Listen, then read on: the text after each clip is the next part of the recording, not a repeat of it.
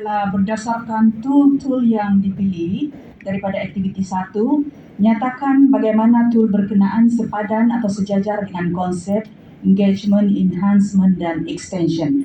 Baik, berdasarkan kepada perbincangan daripada kumpulan 8, kami telah membuat sedikit perincian dan beberapa cadangan aktiviti atau tools yang akan digunakan bagi setiap hasil pembelajaran tersebut. Untuk hasil pembelajaran yang pertama, yaitu murid dapat menyatakan biodata diri, menjelaskan keluarga asas dan kembangan keluarganya, serta membandingkan peranan keluarga. Oke, jadi ini adalah untuk mencapai hasil pembelajaran bagi 1.2.1, 1.2.2 dengan 1.2.3. Aktiviti yang akan kami laksanakan di sini atau cadangan aktiviti ini adalah temu bual dengan ahli keluarganya.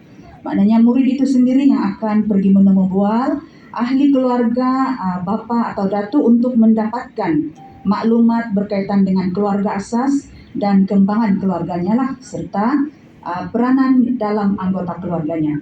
Oke, jadi tools yang akan digunakan di sini adalah rakaman video.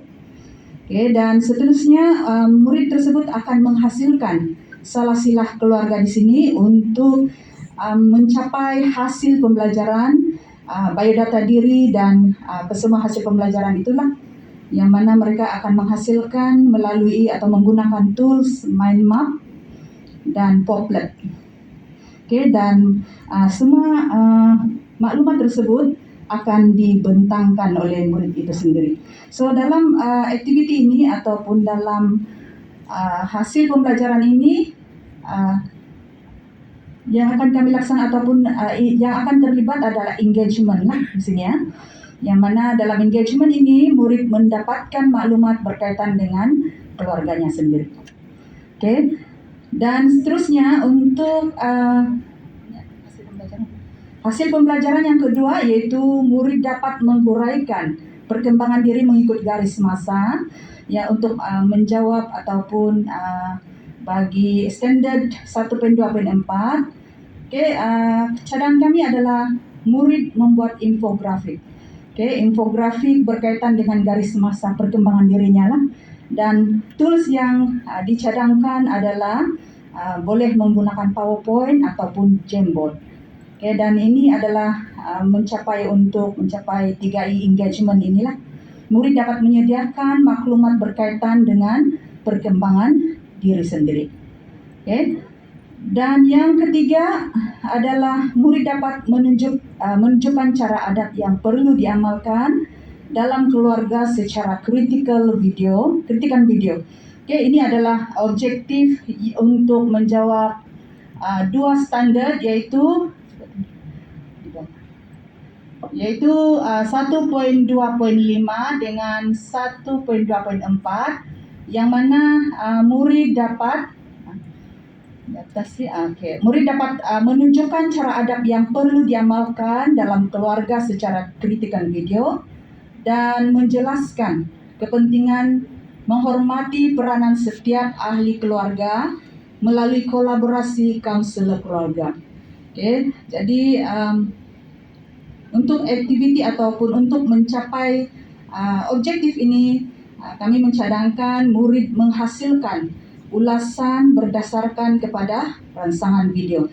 Maknanya guru akan menunjukkan video tersebut dan murid sendiri akan membuat ulasan lah berkaitan dengan video cara adab dalam keluarga itu. Oke, dan seterusnya murid berkolaborasi dengan kaunselor keluarga. Yang ini dia akan mendapatkan ataupun menemu bual lah kaunselor keluarga daripada Jabatan Kebajikan misalnya lah. Oke, menemu bual melalui media sosial. Oke. Dan yang ini adalah untuk mencapai enhancement, murid itu dapat membuat penjelasan yang lebih mendalam dengan bantuan pihak pakar. Oke. Baik, dan yang terakhir sekali untuk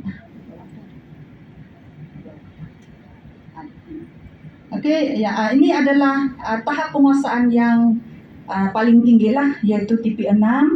Aktiviti ataupun objektifnya adalah murid dapat menghasilkan satu tugasan berkaitan dengan penceritaan.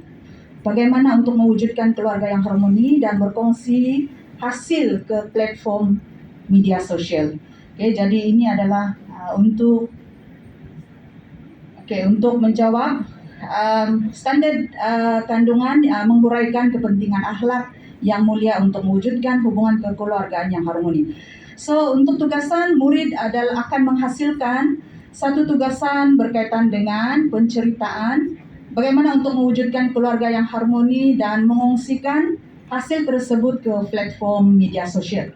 Jadi tools yang dicadangkan adalah seperti mind map, video editor, dan murid akan menghasilkan penceritaan tersebut melalui Google Site, dan juga murid akan membuat Google Meet atau Skype lah. Dan ini adalah pada tahap extension yang mana murid dapat mengaplikasi dan berkongsi idea dengan masyarakat luar. Itu sahaja. Terima kasih. Baik, terima kasih Pak Nomi. Tunggu sebentar ya. Baik, ada siapa-siapa nak tanya untuk memahamkan persembahan kumpulan ke-8 ini? Boleh tanya dan kita minta penjelasan daripada kumpulan. Kita rasa persembahan ni bagus tak? Yang kata bagus tu siapa tu? Ya, silakan. Ada siapa-siapa nak bagi pandangan? Jangan takut ya, kita kena berani bercakap ni ya.